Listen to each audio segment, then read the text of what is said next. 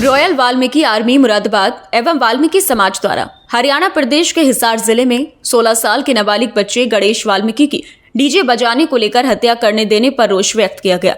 इस दौरान प्रभात मार्केट चौराहे से कटघर थाने तक कैंडल मार्च निकालकर गणेश वाल्मीकि की आत्मा की शांति के लिए प्रार्थना की गई। इस दौरान पदाधिकारियों ने कहा कि जिनको पूरा भारत जनता का रक्षक कहता है, उन्होंने ही भक्षक बनने का काम किया। हिसार पुलिस द्वारा उस बच्चे की छत से गिराकर हत्या कर दी गई।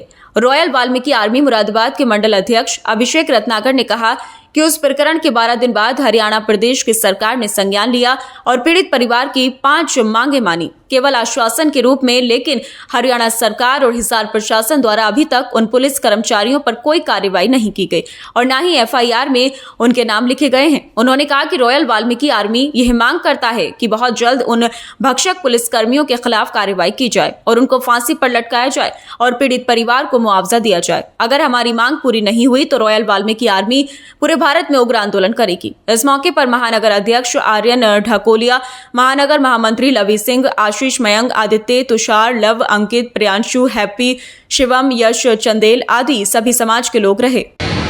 सभी को पता है पूरे भारत में कि हरियाणा प्रदेश के अंदर जिला हिसार, उसमें जो पुलिस रक्षा करती है लोगों की, उसने रक्षक बनकर भक्षक बनने का काम किया।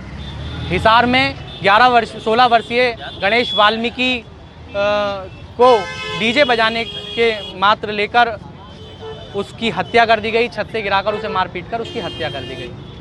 6 तारीख का ये प्रकरण है और 17 जुलाई को 12 दिन हो गए थे, लेकिन 12 दिन तक ना तो हरियाणा सरकार और ना ही हिसार की पुलिस, उन लोगों ने कोई संज्ञान इस मामले में नहीं लिया, जिस कारण ये आंदोलन पूरे भारत में फैल गया।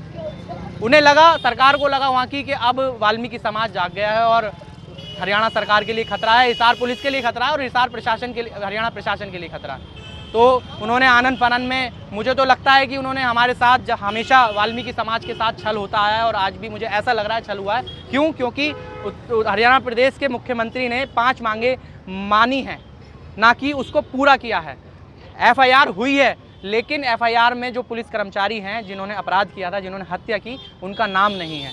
तो इस बात से हम क्या समझे कि शायद हमारे साथ, गणेश वाल्मीकि के साथ उन्होंने छल किया और उन्हें लगा कि अगर अंतिम संस्कार नहीं हुआ मृत शरीर का तो ये वाल्मीकि समाज के लोग पूरे भारत में चक्का जाम कर देंगे, इसलिए उन्होंने आनन फानन में ये 5 मांगे मनवा दी।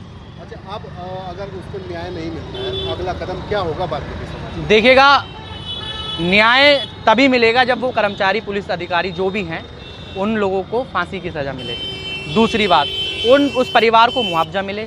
और अगर ऐसा नहीं हुआ तो हम रॉयल वाल्मीकि आर्मी का मंडल अध्यक्ष होने के नाते पूरे भारत में अपने राष्ट्रीय अध्यक्ष विशाल चावरिया जी द्वारा ये आह्वान करवाएंगे, पूरे भारत के अंदर चक्का जाम करेंगे, सफाई व्यवस्था को ठप करने का काम करेंगे। और कैंडल मार्च कहाँ से कहाँ तक? प्रभात मार्केट, थाना कटघर के सामने। हमने थाना कटघर इसलिए चुना क्योंकि ये पुलिस द्वारा ही ये उस बालक को मारा गया, इसलिए हम इस थाने के सामने ये संदेश पूरे भारत में फैल जाए कि हम रोष प्रदर्शन और उस बच्चे को श्रद्धांजलि देने हम थाने के सामने आए। और हमारी एक बात और, बस छोटी सी, आपके इस चैनल के माध्यम से, कि मैं हमेशा देखता हूँ कि जब वाल्मीकि समाज पर कोई अत्याचार होता है तो पूरा हिंदुत्व समाज, जो हमें ये कहता है कि हम उसके सूत्रधार हैं, हम उसका एक कड़ी हैं जो पूरे धर्म की रक्षा करते हैं, सनातन धर्म की रक्षा करते हैं। लेकिन जब हमारी बहन बेटियों के बलात्कार होते हैं, जब हमारे बच्चों को मारा जाता है, हमारे भाइयों को हत्या कर दी जाती है, तो ये हिंदुत्व संगठन और ये जो हिंदुत्व का नारा देने वाले लोग हैं, ये हमें छोड़ देते हैं बीच रास्ते में। मैं कहना चाहता हूँ अपने समाज के लोगों से कि ऐसे लोगों के साथ ना दें। जो हमारे साथ है वो हमारा है और जो हमारे साथ हमारी दुख की घड़ी में नहीं है वो हमारा नहीं है।